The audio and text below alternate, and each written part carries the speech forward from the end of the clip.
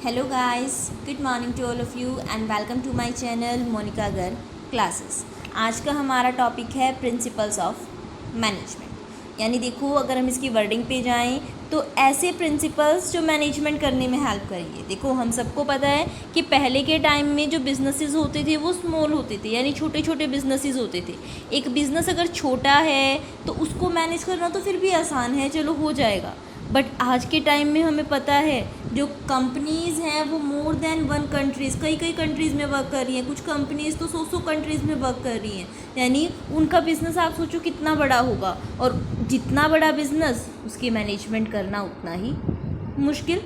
अब जो मैनेजमेंट है उसे क्या करना है, बिज़नेस को मैनेज करना है तो होगा क्या। देखो, एक ऑब्वियस सी बात है, चाहे बिज़नेस कितना भी छोटा हो चाहे कितना भी बड़ा हो, प्रॉब्लम्स ऑलमोस्ट कॉमन रहती है। यानी अगर हम देखने जाएं कि वही पैसे की दिक्कत, मार्केटिंग की दिक्कत, या कहीं ना कहीं सेम चीज़ें, प्रॉब्लम्स जो है बिज़नेस टू बिज़नेस आकर होती रहती है। तो अब इन मैनेजर्स की हेल्प करने के लिए ये प्रिंसिपल्स बनाए गए।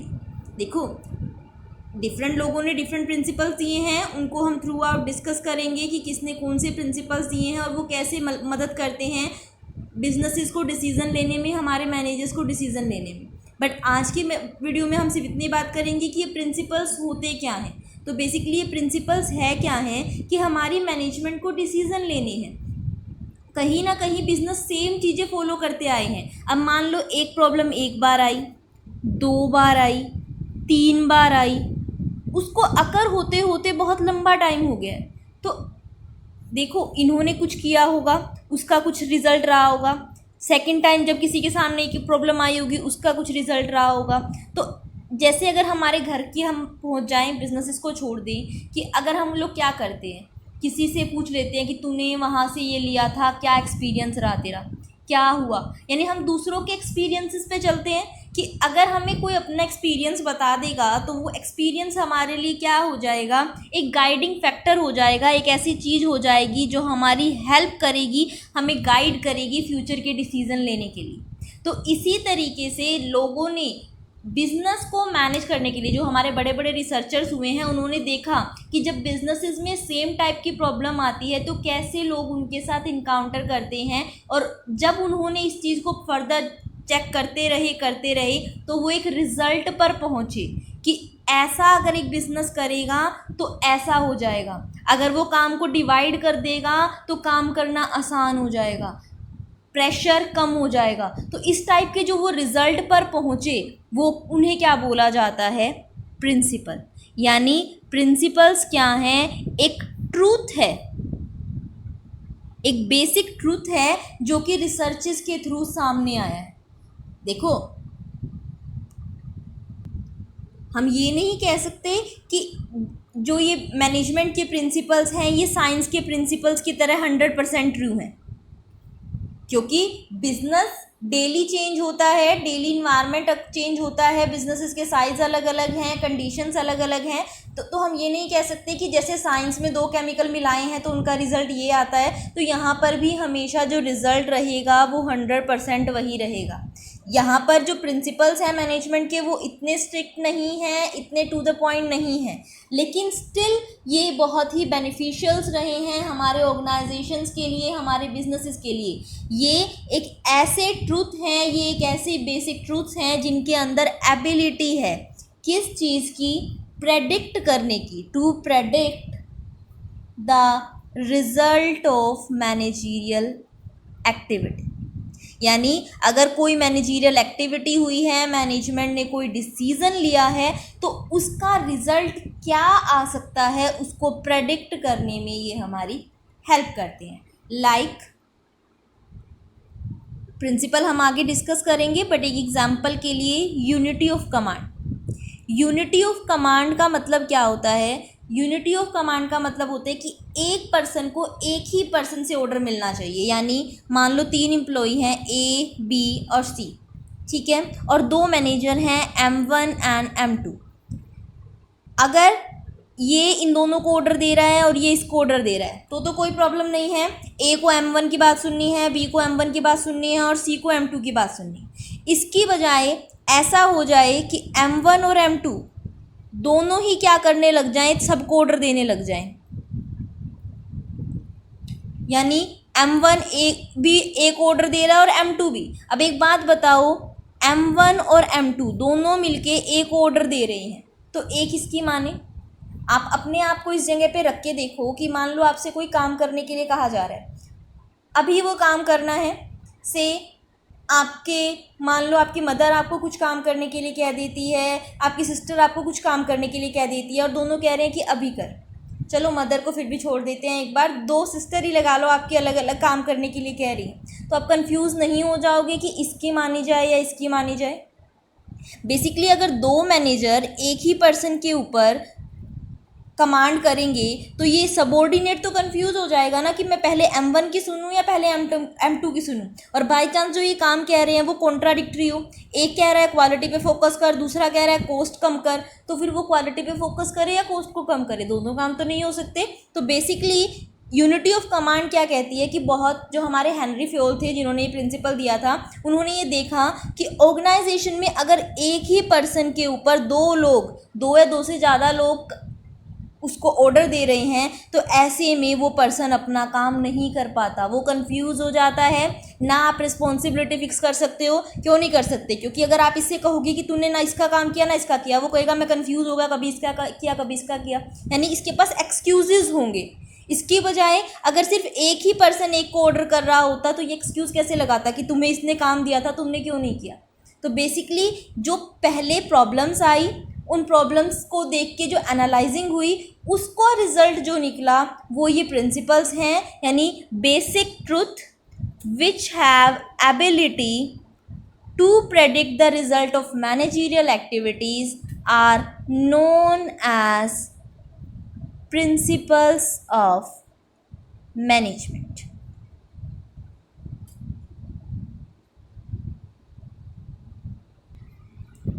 एक ऐसे प्रिंसिपल्स जो क्या करते हैं, मैनेजमेंट को डिसीज़न लेने में हेल्प करते हैं। देखो फर्स्टली तो ये मैनेजमेंट को डिसीज़न लेने में हेल्प करेंगे। ये क्या करेंगे? कोज इफ़ेक्ट की रिलेशनशिप को बताएंगे। कोज इफ़ेक्ट की रिलेशनशिप क्या होती है? कोज का मतलब होता है कि बेसिकली ये काम हुआ तो इसका रिजल्ट ये होगा। जैसे हम कह देते हैं कि अगर बारिश अच्छी हुई तो फसल अच्छी होगी, यानी फसल का अच्छा होना किस पर डिपेंड कर रहा है? बारिश के होने पर, यानी कुछ ना कुछ इवेंट होगा, उसका फिर कुछ रिजल्ट आएगा। तो इसी तरीके से जो ये मैनेजमेंट के प्रिंसिपल हैं, कहीं ना कहीं दो वेरिएबल्स के बीच में, कि अगर एक पर्सन को एक ही बॉस से ऑर्डर मिला तो उसका रिजल्ट ये रहेगा, एक को दो से मिला तो उसका रिजल्ट ये रहेगा। यानी बेसिकली ये कोज और इफेक्ट की रिलेशनशिप को बताते हैं कि क्या चीज़ अकर हुई तो क्या होने के चांसेस हैं। यानी कह सकते हो कि गाइडलाइंस की तरह वर्क करते हैं हमारी मैनेजमेंट के लिए, यानी एक गाइडिंग प्रिंसिपल की तरह वर्क करते हैं कि जब वो डिसीज़न ले रहे हैं तो वो इनको ध्यान में रख सकते हैं। नो डाउट बिजनेस, मैंने पहले भी बोला कि बिजनेस जो है डायनामिक है, तो जो ये मैनेजमेंट के प्रिंसिपल हैं इनको 100% यूं का यूं अप्लाई नहीं किया जा सकता। इनमें फ्लेक्सिबिलिटी रखनी पड़ती है और ये फ्लेक्सिबल हैं भी हैं, यानी टाइम के अकॉर्डिंग, कंडीशन के अकॉर्डिंग, बिजनेस के रिक्वायरमेंट के अकॉर्डिंग इन्हें मॉडिफाई करना पड़ेगा। बट कहीं ना कहीं फिर भी एक मैनेजर कुछ हद तक इनको दिमाग में रख के अपने डिसीज़न ले सकता है, यानी ये गाइडिंग फैक्टर की तरह वर्क करते हैं। इसके साथ साथ जो हमारे ये मैनेजमेंट के प्रिंसिपल हैं ये क्या हैं? डिस्क्रिप्टिव हैं। डिस्क्रिप्टिव है यानी डिस्क्राइब करते हैं रिलेशनशिप को डिफरेंट वेरिएबल्स के, कि जब वो एक दूसरे के साथ इंटरेक्शन में आएंगे तो क्या रिजल्ट होने के चांसेस है। आप काम को एक बंदे पर डालोगे तो क्या होगा, डिवाइड करोगे तो क्या होगा, यानी ये डिस्क्राइब करने की कोशिश करते हैं कि डिफरेंट वेरिएबल्स के बीच में क्या रिलेशनशिप होता है। अगर एक सुपीरियर अपने सबॉर्डिनेट को साथ लेके चलेगा, यानी उसको भी रिस्पॉन्सिबिलिटीज़ देगा, उसको भी अथॉरिटी देगा, यानी डिसेंट्रलाइजेशन फॉलो करेगा तो क्या रिजल्ट रहेगा। अगर वो सारी पावर अपने पास रख के सिर्फ उस पर हुक्म चलाएगा तो क्या रिजल्ट होगा। यानी इन सब चीज़ों को डिस्क्राइब करने का काम करते हैं ये प्रिंसिपल्स हमारे मैनेजमेंट के। इसके साथ साथ जो हमारे बिजनेस के ये मैनेजमेंट के प्रिंसिपल हैं, इनके अंदर ये नॉर्मेटिव भी हैं, नॉर्मेलिटी भी है इनके अंदर। नॉर्मेटिव का मतलब होता है कुछ समथिंग ऐसी चीज़ जो आपको इंडिकेट करे, कुछ ना कुछ सजेस्ट करे कि आपको क्या करना चाहिए। तो बेसिकली हमारे मैनेजर को सजेस्ट करते हैं प्रिंसिपल कि पर्टिकुलर सिचुएशन में उन्हें क्या डिसीज़न लेना चाहिए। अभी हम बात करेंगे कि कैसे ये प्रिंसिपल्स बनते हैं और क्या क्या इनकी नेचर कैसा है, इनकी कैरेक्टरिस्टिक्स क्या क्या है। बट उससे पहले 2 मिनट में जितना अभी तक हमने बात की, हमने क्या कहा, प्रिंसिपल्स ऑफ मैनेजमेंट क्या हैं, ये वो बेसिक ट्रूथ हैं जिनके अंदर एबिलिटी है कि वो क्या कर सके, प्रेडिक्ट कर सके, इस बात का अनुमान लगा सके। प्रेडिक्शन यानी फ्यूचर के बारे में अनुमान लगाना कि एक पर्टिकुलर मैनेजरियल एक्टिविटी का रिजल्ट क्या होगा। ये हमारी मैनेजमेंट को डिसीजन लेने में हेल्प करते हैं। ये डिस्क्राइब करते हैं कि 2 पर्टिकुलर जो वेरिएबल्स हैं उनके बीच में क्या रिलेशनशिप है, क्या कोज होगा तो क्या रिजल्ट आएगा, और ये हमारे मैनेजमेंट को गाइड करते हैं कि एक पर्टिकुलर सिचुएशन में उन्हें क्या डिसीजन लेना चाहिए। आई होप आपको समझ में आ रहा होगा। अगर आपको समझ में आ रहा है तो वीडियो को लाइक और चैनल को सब्सक्राइब करना मत भूलना, और फटाफट इस वीडियो को अपने फ्रेंड्स के साथ शेयर भी कर देना ताकि वो लोग भी इसका बेनिफिट उठा सकें। अब हम बात करते हैं कि बेसिकली ये प्रिंसिपल्स बनते कैसे हैं, यानी कैसे ये बनाए। देखो कुछ हद तक तो हमने थोड़ा सा भी डिस्कस किया कि कैसे एक बिज़नेस को देखा, 2 बिज़नेस को देखे, तीसरे बिज़नेस को देखा, यानी कोई भी चीज़ हम कह देते हैं, जैसे हम कई बार प्रेडिक्शन लगा लेते हैं कि मैं बता रहा हूँ ना, मैंने इस चीज़ को देखा है कि अगर ऐसा करेंगे तो ऐसा ही होगा। तो वो क्या होता है जब हम अंदाज़े लगाते हैं, वो अंदाज़े कैसे लगाते हैं, पास्ट में हमारे कुछ एक्सपीरियंस रहे होते हैं, हम कह देते हैं कि इस पर्सन से बात करने का कोई फ़ायदा नहीं है, ये तेरी हेल्प करेगा ही नहीं, या मैं बता रहा हूँ ये वाला पर्सन तेरी हेल्प ज़रूर करेगा, ये तेरे को ज़रूर मदद गाइड करेगा। तो बेसिकली वो किस बेस पे, कहीं ना कहीं हमने पास्ट में देखा है कि वो पर्सन किसके साथ कैसे बिहेव करता है, यानी एक पर्सन हेल्प करता है या नहीं करता है। तो वो चीज़ें देखते देखते उस पर्सन के बारे में हमारी एक थिंकिंग बन जाती है और उसके अकॉर्डिंग हम उसका बिहेवियर प्रेडिक्ट करते हैं। ठीक उसी तरीके से सेम प्रॉब्लम में एक मैनेजर कैसे वर्क कर रहा है, दूसरा कैसे वर्क कर रहा है, तीसरा कैसे वर्क कर रहा है, और जब वो वर्क कर रहे हैं तो उनका रिजल्ट क्या आ रहा है। तो ये सारी चीज़ें मिलके हेल्प करती हैं जो हमारे रिसर्चर्स हैं। देखो प्रिंसिपल्स देख तो सब सकते हैं, लेकिन ये प्रिंसिपल बनाना ऐसी बात नहीं है कि कोई भी बना देता है। बेसिकली रिसर्चर्स का काम क्या होता है, वो नज़र रखते हैं बिजनेसेस के ऊपर कि कौन किसके सामने क्या प्रॉब्लम आई और उसने उसके लिए क्या पर्टिकुलर स्टेप उठाए और उसका रिजल्ट क्या रहा, और इनके बेस पे वो कुछ प्रिंसिपल्स लेके आते हैं, कुछ गाइडलाइंस लेके आते हैं कि जब भी किसी ऑर्गेनाइजेशन के सामने पर्टिकुलर प्रॉब्लम आए तो वो इन चीज़ों को ध्यान में रखे और इस अकॉर्डिंग डिसीजन ले कि शायद ऐसा करेगा तो ऐसा होगा और ऐसा करेगा तो ऐसा होगा। तो देखो मेनली 2 तरीके हैं जिसके थ्रू ये मैनेजमेंट के जो प्रिंसिपल्स हैं ये डिराइव होते हैं, डेवलप होते हैं। हाउ प्रिंसिपल्स ऑफ मैनेजमेंट, मैंने मैनेजमेंट शॉर्ट में लिखा है, आप कभी भी ऐसे नहीं लिखोगे एग्ज़ाम में, द राइट। तो बेसिकली देखो 2 मेथड्स हैं जिनके थ्रू ये प्रिंसिपल्स डेवलप होते हैं।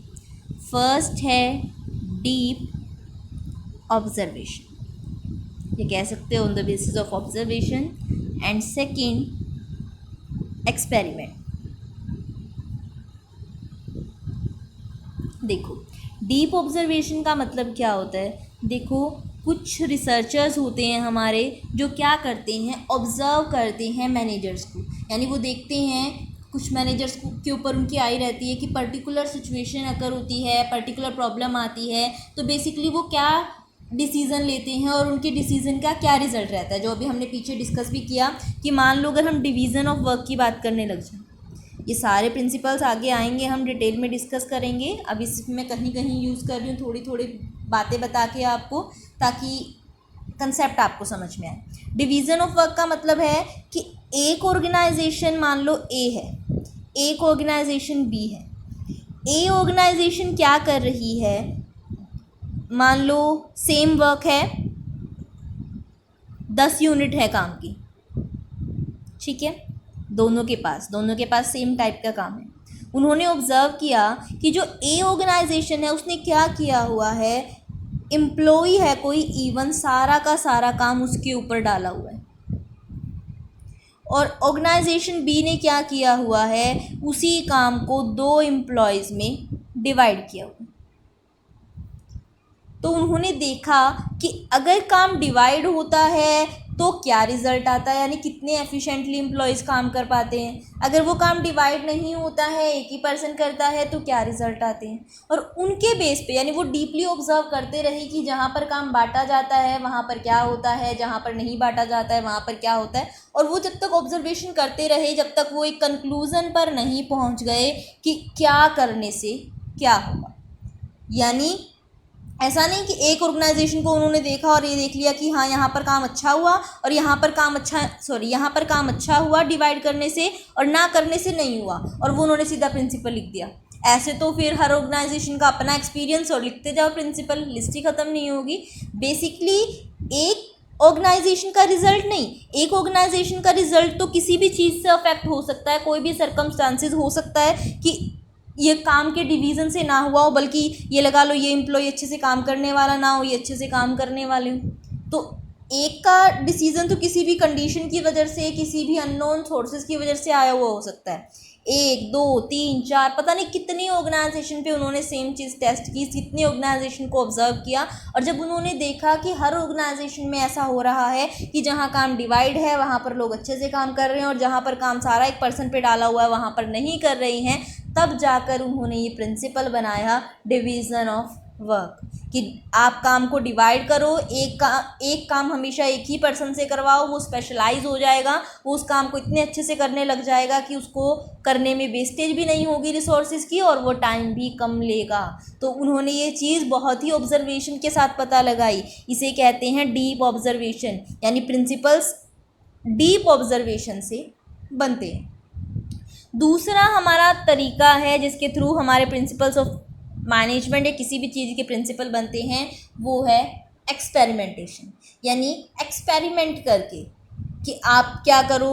जैसे यहाँ पर तो हमने क्या किया, ओरिजिनली जो ऑर्गेनाइजेशन थी उन्हें पकड़ा कि हम क्या कर रही हैं। मान लो कैडबरी पे भी नज़र रखे हुए हैं हम, मान लो किटकैट वालों पे भी, नेस्ले पे भी नज़र रखे हुए हैं, यानी या फिर हम मान लो अलग अलग ब्रांड्स पे, अलग अलग कंपनीज़ पे हमने नज़र रखी हुई है। और एक्सपेरिमेंट का मतलब है हमने खुद ग्रुप चूज़ किए कि एक दो ग्रुप हमने ले लिए, ग्रुप ए ले लिया, ग्रुप बी ले लिया, ग्रुप बी दोनों ग्रुप एक जैसे हैं, इनको काम दिया गया, कौन अच्छे से करता है कौन नहीं करता है। यानी बेसिकली आप क्या करो, खुद से एक्सपेरिमेंट्स करो कि ऐसा काम करेंगे तो क्या होगा। अगर एक ही बॉस से ऑर्डर मिल रहा है जिस ग्रुप में, वहाँ के लोगों को क्या प्रॉब्लम्स आ रही हैं, जहाँ पर अलग अलग बॉस से ऑर्डर मिल रहे हैं वो काम कर पा रहे हैं नहीं कर पा रहे हैं। तो इस टाइप से आपने खुद एक्सपेरिमेंट करते हैं रिसर्चर, तो भी वो प्रिंसिपल्स पर पहुंच जाते हैं। यानी बेसिकली जितने भी प्रिंसिपल्स बनते हैं या तो वो ऑब्जर्वेशन से बनते हैं दूसरी ऑर्गेनाइजेशन के, या फिर हमारे रिसर्चर्स खुद एक्सपेरिमेंट करते हैं, एक एक्सपेरिमेंट दो एक्सपेरिमेंट, और फिर वो उनके ऊपर के एक्सपेरिमेंट्स के रिजल्ट को देखते हुए किसी कंक्लूज़न पर पहुंचते हैं।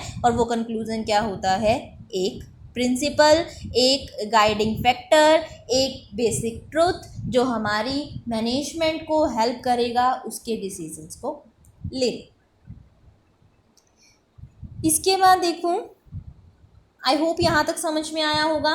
अब हम डिस्कस कर लेते हैं हमारे मैनेजमेंट के प्रिंसिपल्स का नेचर। यानी देखो, हम लोग जब आगे डिस्कशन करेंगे तो हम हेनरी फ्योल्स के जो 14 प्रिंसिपल्स हैं उनको डिस्कस करेंगे, साइंटिफिक मैनेजमेंट के जो हमारे प्रिंसिपल्स हैं उनको डिस्कस करेंगे, अलग अलग जो हमारे कंट्रीब्यूटरीज हुए हैं लिलियन गिलबर्ट वगैरह, उन्होंने जो हमारे एक्स थ्योरी, वाई थ्योरी, जिसने भी जो जो पर्टिकुलर एक्सपेरिमेंट किए या जो जो प्रिंसिपल्स उन्होंने बनाए, सभी को हम डिस्कस करेंगे। बट जैसा कि मैंने कहा, आज हम सिर्फ प्रिंसिपल्स होते क्या हैं उनकी बात कर रहे हैं। तो हमने ये समझ लिया प्रिंसिपल क्या है, और अब हमने ये भी बात कर ली कि ये प्रिंसिपल बनते कैसे हैं। तो एक नज़र इस बात पे भी डालनी ज़रूरी है कि ये जो प्रिंसिपल हैं इनका नेचर कैसा है। नेचर कैसा है यानी किस तरीके से जो आपकी ऑर्गेनाइजेशन है इसको अप्लाई कर सकती हैं, यानी क्या ये सारी ऑर्गेनाइजेशन पर अप्लाई हो जाते हैं या फिर कुछ प्रिंसिपल सिर्फ कुछ ऑर्गेनाइजेशन के लिए बने हुए हैं, उनको यूं का यूं अप्लाई करना पड़ता है या उनमें चेंजेस करने पड़ते हैं। यानी कुछ चीज़ें हैं जो समझनी ज़रूरी है कि क्या उनके रिज़ल्ट बिल्कुल 100% फिक्स हैं या नहीं है। तो एक बार नेचर पर नज़र डाल लेते हैं मैनेजमेंट प्रिंसिपल्स की, जिससे हमें वो चीज़ें क्लियर हो जाएंगी। फिर आगे आने वाली वीडियोस में हम एक एक दो दो करके हमारे सारे प्रिंसिपल्स को डिस्कस करते जाएंगे। तो पहले बात कर लेते हैं हमारे नेचर की। फर्स्ट पॉइंट है हमारा नेचर का यूनिवर्सबिलिटी। देखो, यानी इसका मतलब क्या हुआ कि हमारे जो ये मैनेजमेंट के प्रिंसिपल हैं वो यूनिवर्सल एप्लीकेबल हैं। यानी ऐसा नहीं है कि एक ऑर्गेनाइजेशन पर काम करेंगे दूसरी पर नहीं करेंगे, चाहे वो ऑर्गेनाइजेशन बिजनेस ऑर्गेनाइजेशन हो चाहे नॉन बिजनेस, यानी बेसिकली चाहे उसका मोटिव प्रॉफिट कमाना हो चाहे उसका मोटिव प्रॉफिट कमाना ना हो, चाहे वो एक स्कूल हो चाहे वो एक कॉलेज हो चाहे वो एक कंपनी हो, कोई भी क्यों ना हो सभी के ऊपर ये वर्क करते हैं। यानी कोई फ़र्क नहीं पड़ता पर्टिकुलर यूनिट इंडस्ट्रियल यूनिट है, कोई गवर्नमेंट ऑफिस है, कोई एजुकेशनल इंस्टीट्यूट है, कोई क्लब है, कोई फार्म है, कोई आर्मी है, चाहे कोई भी क्यों ना हो, ये प्रिंसिपल यूनिवर्सल एप्लीकेबिलिटी रखते हैं, यानी सभी के ऊपर बराबर से अप्लाई होते हैं। क्यों? क्योंकि देखो, कहीं ना कहीं ये सारे प्रिंसिपल्स किसके हैं कि हमारे जो मैनेजर्स हैं वो कैसे बिज़नेस को मैनेज करें, और मैनेज किसको करना पड़ता है उन्हें। बेसिकली जो मेन चीज़ मैनेजमेंट की होती है वो होती है ह्यूमन रिसोर्स। जहाँ पर ह्यूमन रिसोर्स मैनेज हो गया, बाकी सारे रिसोर्सेज ऑटोमेटिकली मैनेज हो जाएंगे। तो जो हमारे मैनेजमेंट के प्रिंसिपल हैं कहीं ना कहीं वो बिहेवियरल साइंस से जुड़े हुए हैं, एम्प्लॉयज़ के बिहेवियर से जुड़े हुए हैं कि कैसे उनके बीच में काम डिवाइड किया जाए, कैसे उन्हें ऑर्डर दिए जाएं, कैसे उन्हें पावर्स दी जाएं। तो ये सारी चीज़ें एम्प्लॉयज़ से जुड़ी हुई हैं, और एम्प्लॉयज़ चाहे क्लब हो, आर्मी हो, फार्म हो, स्कूल हो, कॉलेज हो, इंडस्ट्री हो, हर जगह वर्क करते हैं। और ह्यूमन नेचर चेंज नहीं होता ऑर्गेनाइजेशन के चेंज होने से। यानी ऐसा नहीं है कि हॉस्पिटल में काम करने वाले ह्यूमन का नेचर कुछ अलग बदल जाएगा और इंडस्ट्री में काम करने वाला कोई और है, तो वही ह्यूमन। तो कहीं ना कहीं हर जगह ह्यूमन रिसोर्स को मैनेज करने की ज़रूरत पड़ती है। इसीलिए जो ये मैनेजमेंट के प्रिंसिपल्स हैं ये यूनिवर्सबिलिटी रखते हैं, यानी हर टाइप की ऑर्गेनाइजेशन के ऊपर बराबर से अप्लाई होते हैं, चाहे वो ऑर्गेनाइजेशन किसी भी तरह की क्यों ना हो। सेकंड है आपकी जनरल गाइडलाइंस।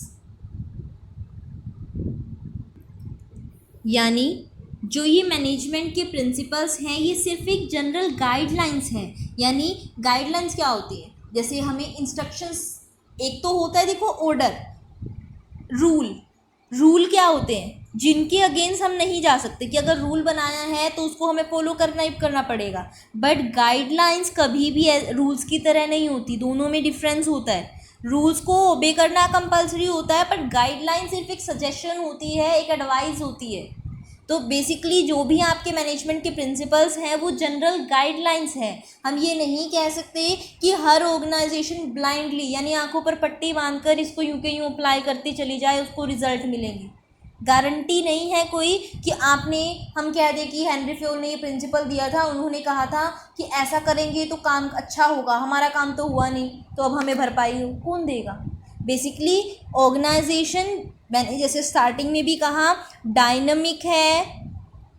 हर ऑर्गेनाइजेशन का अपना इन्वायरमेंट है, अपनी कंडीशंस हैं, अपना काम करने का तरीका है। तो ये जो प्रिंसिपल्स हैं सिर्फ एक गाइडलाइंस की तरह, यानी एक सिर्फ एडवाइस की तरह काम करेंगे।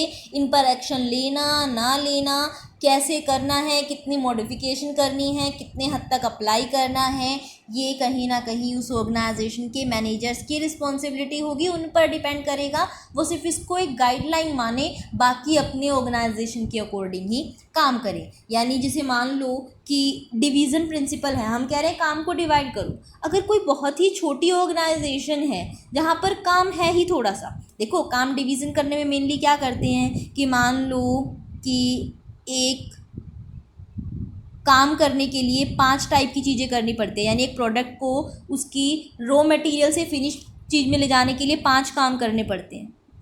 अब एक ऑर्गेनाइजेशन जो बहुत बड़ी है, जहाँ पर से लगा लो 1 लाख यूनिट बनानी है, तो उनको तो ऑब्वियस सी बात है, अगर मान लो एक एम्प्लॉय क्या कर सकता है, सिर्फ 2000 यूनिट बना सकता है। अगर एक एम्प्लॉय 2000 यूनिट बना सकता है तो उस हिसाब से इनको तो 50 एम्प्लॉयज़ चाहिएंगे ही चाहिएंगे 1 लाख यूनिट बनाने के लिए। तो अब चाहे वो क्या करें, अब उनके पास क्या ऑप्शन है, देखो 50 एम्प्लॉय हैं उनके पास कि वो 10 एम्प्लॉय इस काम पे रखें, 10 इस पे, 10 इस पे, 10 इस पे, 10 इस पे, यानी हर एम्प्लॉय क्या करे, सिर्फ एक ही टाइप का काम करे ताकि वो उसको करते करते स्पेशलाइज हो जाए और रिसोर्सेज वेस्ट भी ना हो। इसकी बजाय अगर वो क्या करते कि 50 के 50 एम्प्लॉयज़ पाँचों काम करेंगे, यानी एक प्रोडक्ट को पूरा बनाएंगे, तो एक पर्सन एक काम करता, फिर दूसरी जगह पे जाता दूसरा काम करता, फिर तीसरा करता, तो इसमें बहुत टाइम वेस्ट होता है। कहीं ना कहीं एक एम्प्लॉय स्पेशलाइज नहीं हो पाता, उसे अलग अलग टाइप के काम सीखने पड़ रहे हैं। लेकिन इसकी बजाय एक छोटी ऑर्गेनाइजेशन है जहाँ पर टोटल बनानी ही 1000 यूनिट है और एक एम्प्लॉय 2000 यूनिट बना सकता है, तो वो थोड़ी काम डिवाइड करने बैठेंगे। अब वो ये थोड़ी है कि वो भी 50 एम्प्लॉय रखेंगे, 10 एम्प्लॉय रखेंगे। जब एक एम्प्लॉय से काम चल सकता है तो वो इतना डिवीज़न क्यों करेंगे। तो हम ये नहीं कह सकते कि हर जगह आपको यूं के यूं अप्लाई कर देना है। बेसिकली इन शॉर्ट जो हम बार बार कह रहे हैं कि सिर्फ गाइडलाइन की तरह इनको लेकर चलना होता है। थर्ड है formed by practice and experimentation,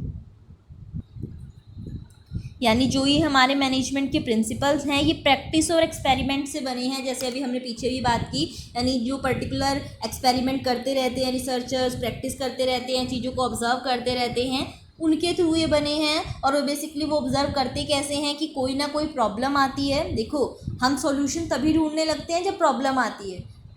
ऐसा नहीं है कि हमें कोई सिचुएशन कभी फेस करनी नहीं पड़ी और हम उसके सॉल्यूशन ढूंढने लग जाएं। जब आपको प्रॉब्लम ही नहीं आई तो आप सॉल्यूशन किसका ढूंढोगे।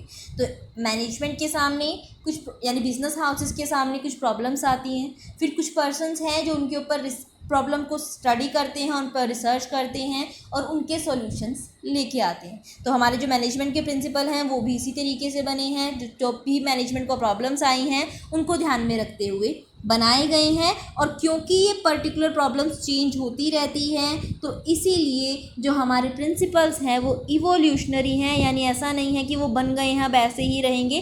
टाइम टू टाइम मतलब टाइम के साथ साथ इनमें भी फर्दर रिसर्चेज होती रहेंगी और इनमें न्यू न्यू चीज़ें आती रहेंगी।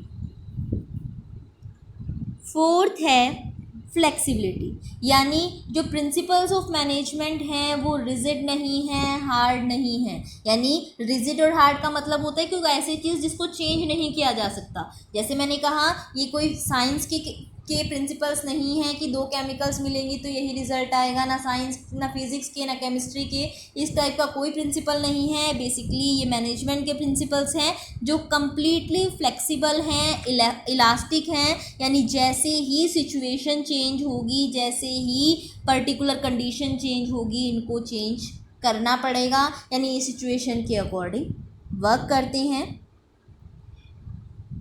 देन नेक्स्ट है आपका मेनली बिहेवियरल। मैंने आपको स्टार्टिंग में भी बोला कि जो भी आपके ये प्रिंसिपल्स हैं ये सारे के सारे बिहेवियरल साइंस से जुड़े हुए हैं, ह्यूमन रिसोर्स से जुड़े हुए हैं। यानी ये सारे के सारे ये बताते हैं कि कैसे ह्यूमन बीइंग से काम करवाया जाए, यानी बेसिकली ह्यूमन नेचर के ऊपर ही इनका फोकस है, उनके बिहेवियर को कि कैसे उनको आपस में उनके रिलेशन को इम्प्रूव किया जाए और कैसे उनके काम करने के तरीके को, मटेरियल और उनके बीच के इंटरेक्शन को चेंज किया जाए, यानी ये कम्प्लीटली बिहेवियर से जुड़े हुए हैं।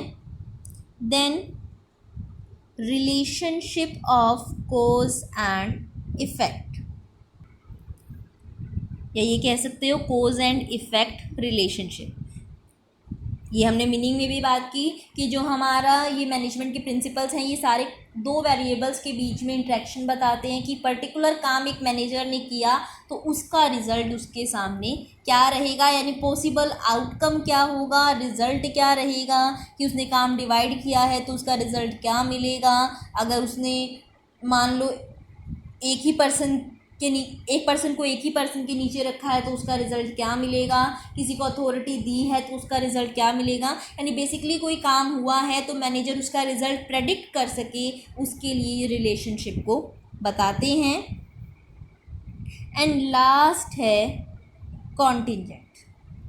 कॉन्टिंजेंट का मतलब क्या होता है कि कोई चीज़ ऐसी जो फिक्स नहीं है। जैसे हमने चलो थोड़ा सा अलग साइड लेके जा रही हूँ जस्ट मीनिंग समझाने के लिए कि मान लो हम जैसे क्या देते हैं कॉन्टीजेंट लायबिलिटी होती है। उसका मतलब क्या होता है कि ऐसी लायबिलिटी जो अगर हो भी सकती है और नहीं भी हो सकती। तो बेसिकली जो हमारे मैनेजमेंट के प्रिंसिपल हैं ये भी ऐसे ही हैं, फिक्स नहीं है, परमानेंट नहीं है। ये सर्कमस्टांसिस पे डिपेंड करेगा कि पर्टिकुलर जो प्रिंसिपल हैं किसी सिचुएशन में हेल्पफुल हो भी सकते हैं और कहीं पर ये हो सकता है कि हेल्पफुल ना हो, और ये भी हो सकता है कि इनको अप्लाई करना ही पॉसिबल ना हो, हमें क्या करना पड़े, कम्प्लीटली अपोजिट जाना पड़े। जैसे एग्जाम्पल के तौर पर अगर लेने जाएँ, हमारा एक प्रिंसिपल है फेयर रेमुनरेशन टू एम्प्लॉयज़, कि अगर एम्प्लॉयज़ को उनके काम के अकॉर्डिंग जितना कंट्रीब्यूट वो करते हैं ऑर्गेनाइजेशन में, जितना काम करते हैं उसके अकॉर्डिंग रेमुनरेशन दिया जाए तो वो ज़्यादा मोटिवेट होंगे कि हम ज़्यादा काम करेंगे तो हमें ज़्यादा रेमुनरेशन मिलेगी, तो वो अच्छे से काम करते हैं। ये हमारा प्रिंसिपल कहता है। बट मान लो कि कोई ऑर्गेनाइजेशन ऑलरेडी अच्छी खासी रेमुनरेशन दे रही है, अब उसके एम्प्लॉयज़ काम इम्प्रूव कर रहे हैं लेकिन उसकी फाइनेंशियल पोजीशन ऐसी नहीं है कि वो उनकी और ज़्यादा पे में इंक्रीज़ कर सके। या फिर मान लो चलो ठीक है, और वो भी छोड़ो, उनका काम मान लो पहले जैसा भी रहा, एम्प्लॉयज़ का काम नहीं बदला, लेकिन एक मार्केट में रिसेशन आ गया है, कंपनी के पास पैसे ही नहीं देने के लिए, तो उसे कट करनी पड़ेगी। रिसेंट का एग्जांपल जो समझना भी बहुत आसान है, कोविड का टाइम है। एम्प्लॉयज़ हम क्या कहते हैं, कहीं ना कहीं घर बैठ के पहले से शायद ज़्यादा काम कर रहे हैं लेकिन स्टिल उन्हें हाफ सैलरी मिली है, तो ये तो फेयर रेमुनरेशन के कम्प्लीटली अगेंस्ट गया। एम्प्लॉयज़ ने वर्क उतना ही किया या एक्स्ट्रा किया, स्टिल उनको पे कम मिली क्योंकि क्राइसिस थे, कोविड का टाइम था, अर्निंग नहीं थी। तो बेसिकली क्या हुआ कि जो प्रिंसिपल्स हैं ये ज़रूरी नहीं है कि हम हर जगह अप्लाई कर सकें, प्रिवेलिंग सिचुएशन, करंट सिचुएशन के ऊपर डिपेंडेंट होते हैं। तो कॉन्टीजेंट का मतलब होता है कि कुछ ऐसा जिसकी एप्लीकेबिलिटी, जिसको अप्लाई करना किसी चीज़ के ऊपर डिपेंडेंट है कि आप उसे अप्लाई कर पाओगे या नहीं कर पाओगे, उस चीज़ के ऊपर, उस पर्टिकुलर कंडीशन पर डिपेंड करेगा, तो उसे कॉन्टीजेंट बोला जाता है। और हमारे मैनेजमेंट के प्रिंसिपल भी पूरी तरह कॉन्टीजेंट हैं, सिचुएशन के ऊपर डिपेंड करते हैं। क्या क्या कहा हमने, मैनेजमेंट के प्रिंसिपल यूनिवर्सल हैं, हर ऑर्गेनाइजेशन पे अप्लाई होते हैं, गाइडलाइन की तरह वर्क करते हैं, प्रैक्टिस और एक्सपेरिमेंट के थ्रू बनाए गए हैं, इलास्टिक हैं यानी फ्लेक्सिबल हैं, चेंज होते रहते हैं time to time, behaviour science पे फोकस करते हैं, ह्यूमन बिहेवियर इनका मेन फोकस रहा है, कोज और इफेक्ट की रिलेशनशिप बताते हैं, और कम्प्लीटली कॉन्टीजेंट है यानी कंडीशन पर डिपेंडेंट है। आई होप आपको समझ में आया होगा कि मैनेजमेंट के प्रिंसिपल्स होते क्या हैं। कुछ प्रिंसिपल्स को एज एन एग्जाम्पल मैंने बीच बीच में डिस्कस भी किया। अब कल से हम हमारे प्रिंसिपल्स को डिस्कस करना स्टार्ट करेंगे। इम्पोर्टेंस, लिमिटेशंस अगर हमें करनी होगी तो हम करेंगे, बट सारे प्रिंसिपल्स करने के बाद करेंगे ताकि उनको समझना आसान हो जाए। कल से हम हमारे प्रिंसिपल स्टार्ट करेंगे। सबसे पहले हम हमारे प्रिंसिपल्स करेंगे हेनरी फ्योल के प्रिंसिपल। जो ये हेनरी फ्योल के प्रिंसिपल हैं ये बहुत ही इम्पोर्टेंट हैं, चाहे आप +2 के पॉइंट ऑफ व्यू से देखो, बीकॉम के पॉइंट ऑफ व्यू से देखो, चाहे आप नेट के पॉइंट ऑफ व्यू से देखो, यानी कॉमर्स स्टूडेंट के लिए ये प्रिंसिपल हमेशा, ये हमारे स्कूल लाइफ से स्टार्ट होते हैं और ये लास्ट तक कॉमर्स में चलते हैं, तो बहुत ही इम्पोर्टेंट हैं। इसलिए हम इन 14 प्रिंसिपल को कम्प्लीटली डिटेल में डिस्कस करेंगे। सारे एक ही दिन डिस्कस नहीं करेंगे, थोड़े थोड़े करके करेंगे, बट बहुत ही अच्छे से करेंगे, डिटेल में करेंगे। आपको आज की वीडियो पसंद आई हो तो वीडियो को लाइक ज़रूर करना। मेरी वीडियो के डिस्क्रिप्शन में मेरे फेसबुक पेज का लिंक है, आप नोटिफिकेशन के लिए उसे भी फॉलो कर सकते हो और बेल आइकन को भी प्रेस आप कर सकते हो। अगर आपको कोई भी क्वेरी है तो आप मुझे मेल भी कर सकते हैं और कमेंट सेक्शन में भी मुझसे आस्क कर सकते हैं। Thank you very much. कल मिलते हैं।